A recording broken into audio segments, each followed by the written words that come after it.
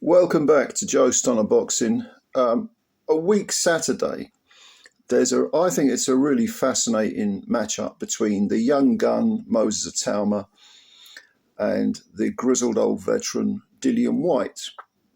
Now, Whyte is 31 wins, 21 KOs, 3 defeats. All 3 defeats have come by stoppage, all 3 via uppercuts. But there's no doubt, I mean, he's been around the houses. I mean, this guy's fought near as damn it everyone. You know, he's been knocked out by AJ. He's been knocked out by Fury.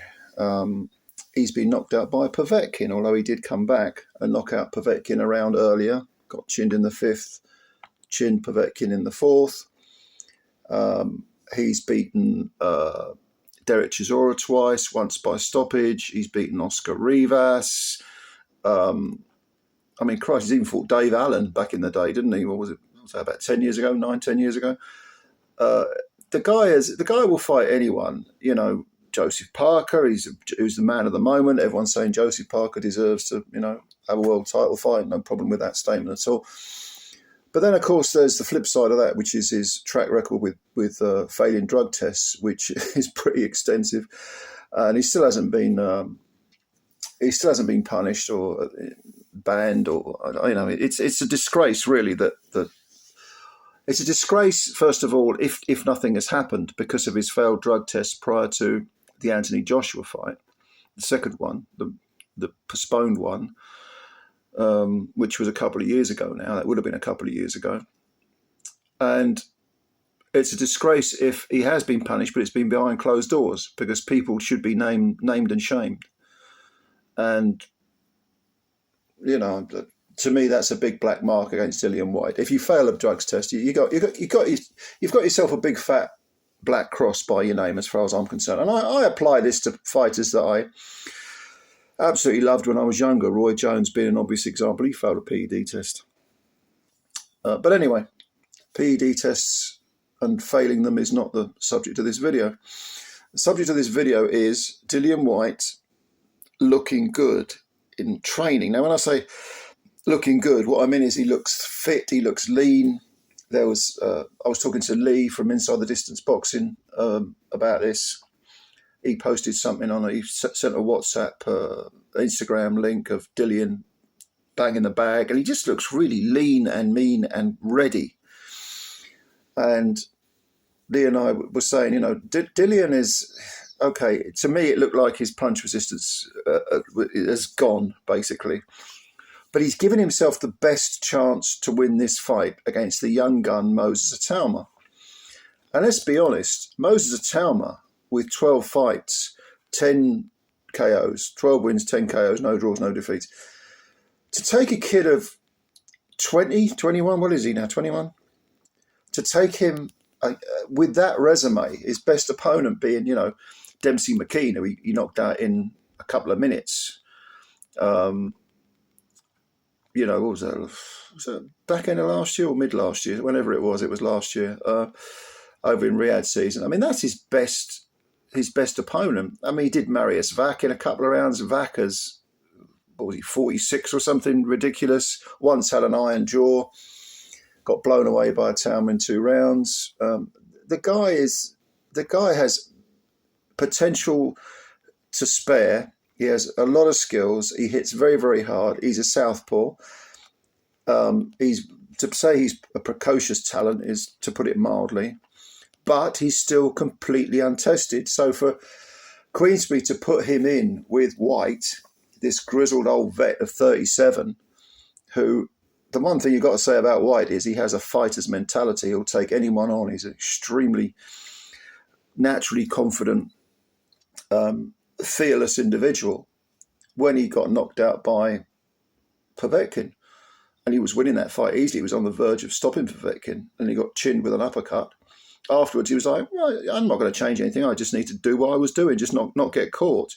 And he went in there as if nothing had happened. It was kind of like a different level, obviously. But it was kind of like when Lennox Lewis got done with one punch by Hasim Rahman. And then in the return, he did Rahman a round quicker than Rahman did him. I think that was the 5th and the 4th round as well. But But Whyte has the same mentality, that sort of killer mentality. He doesn't fear anyone, doesn't fear anything. And that makes him a threat against Atalma. Now, Atalma, when I first heard about this fight, I thought, especially as White's been looking pretty lousy again. Took him 7 rounds to get rid of Ebenezer Tete, who was pulled out by his corner after 7 rounds. He had this pointless little run around 3 rounds over in Castlebar in Ireland. This is post failed PED test. He's really done nothing for 2.5 years, apart from those 2 meaningless fights, and he hasn't looked particularly good. Well, he hasn't looked good at all in either of those fights. But he is in shape. This footage of him on Instagram banging the bag, and okay, he's only banging the heavy bag. I get it, but just the fact that he's in such good physical shape makes it look as if he is taking this absolutely seriously, and he knows what's in front of him. He knows that Atalma is, everything that people are saying in terms of potential. He hasn't proved it yet, Atalma, and he may fail. You just never know. But potentially, he's a massive threat, and Whyte recognises this and is getting himself mentally and physically as prepared as he possibly can. Now, looking at it from the point of view of Atalma, yes, he will be, he's 20 years old, 21. He's got that youthful confidence. He doesn't know he can be beaten. He doesn't know he can't do things. He thinks he can do anything. He has that arrogance of youth, which can be a very positive thing. But you would hope that people behind the scenes are saying to him, look, Dillian Whyte is a tough guy, mentally tough. You've got to be at your absolute best to beat this guy. And don't fall into the trap of thinking he's, shot, he's chinny. Even if he is, you don't assume he is. We get a nice game plan, plan A, plan B, plan C, and so on. We get ourselves in physical condition and we're on it. We're paying attention for every second of every round. And that's not to say that Atalma should go into his shell, quite the opposite, but he needs to mind his P's and Q's. He needs to prepare himself to assume that he's going to be in a battle, that he is going to have to raise his game many, many levels. And he will probably say, well, I can raise my game many levels. I haven't got out of first gear yet in my career. Probably right. But also it'll be interesting to see if Dillian can hit him, because he can be hit, Atalma. If you have that style, that cavalier come forward pressure style, you're gonna, your chin's gonna be up in the air. You might get clocked. And don't forget, Dillian Whyte has very long arms. He's got a remarkably long reach for a man of his height. I mean, 6'4" anyway, but his arms are even longer. His wingspan's even longer, and he still has. They say the last thing a fighter loses is his punch. Having said that, Dillian's pet punch is his left hook, and it didn't look great against Ebenezer Tete. He looked slow, he looked plodding, but he looked out of shape. He doesn't look out of shape for this fight. And this is a fight that's only, 9 days away. The closer we get, when I first heard about this fight, I thought, okay, this is going to be an Atalma early knockout, 3 rounds or less. I really thought that. But the closer we get to it, I'm thinking, if Dillian can get through the earlier rounds, if he can get through them, because that's a big if, okay, and he can drag Atalma into the second half of the fight, and this, by the way, is a 12-rounder, not a 10-rounder, then we may see something interesting. Because Atalma, the furthest he's gone is 6 rounds. He had 2 back-to-back points wins against Journeyman. The rest of his fights, he's had, I think it's 7 first-round knockouts. He's only had 12 fights. 7 of them being in the first round. The furthest he's been is 6 rounds. He hasn't done that for, I don't even know how long it is. A year, something like that. Possibly. It's probably close to 2 years, because he turned pro in 2023. At the start of 2023, I think those 2 6-rounders were in the first 8 months, maybe 6 to 8 months of his career. So he hasn't even done 6 rounds for 2 years. He is going to really have to be on it to deal with Whyte. And of course, there's always a chance that he could catch Whyte early and knock him out early because Whyte is susceptible to a big wallop. But you know what? How many times have we seen prospects, undefeated prospects, get chinned in around by someone that they just assume they're going to go through? You know, you just don't know. You know, they do say that very good heavyweights, certainly great heavyweight, or great fighters in general of any weight, they have one final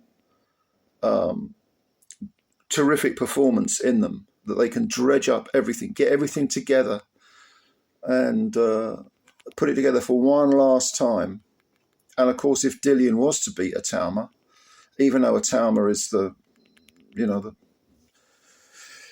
even though he's a novice, despite the potential that people talk about, it will put Dillian right back in the shop window. And I think he's relying on that. Very, very mentally tough man, Dillian Whyte, very mentally tough. And he will ask questions of Atalma if he gets through the early rounds. I really think that's going to be the case.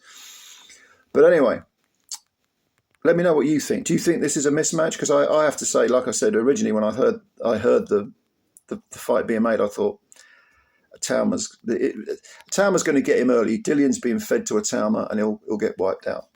But as I said, Dillian is giving himself the best chance to win. So let me know what you think. Let me know where you think. Let me know how good you think Atalma is currently and could be. And let me know if you think Dillian's got anything left. Maybe he does have that one great performance left in him. Put your comments below. I'd like to hear them. And thank you very much for watching the video. If you liked it, hit the like button and also subscribe to the channel if you're new. And spread the word about Joe Stunner Boxing. Like I say, this is in 9 days' time, this fight. It should be a good one. All right, ladies and gentlemen, thanks very much and bye for now.